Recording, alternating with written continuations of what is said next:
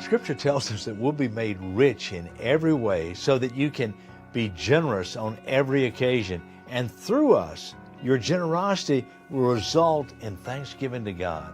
We read that in 2 Corinthians chapter 9, verse 11. Before we go too far with this, I really want you to prosper in this framework of generosity. It doesn't mean that we all come to Jesus and get rich. Generosity is not only about money. Thoughts often jump immediately to money, and that's not what God's talking about. He wants us to have a generous spirit. Living generously encompasses all the aspects of life, all the aspects of giving. 2 Corinthians chapter 9, verses 8 through 11 tells us we are part of this body that God put together, and He wants us to use our gifts to bless others. But notice this. He doesn't limit this to finances. Verse 8 tells us that in all things, in all times, having all that you need, you will abound in every good work.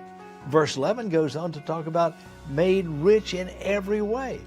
That's not just talking about money, my friend. It is a way of life. Peter wrote that we are to use whatever gifts we have been given to serve others. That's generosity. That's living generously. Whatever resources God has given you, He has given those to you so that you can be generous and help others. That's how the body works. That's how the kingdom is expanded.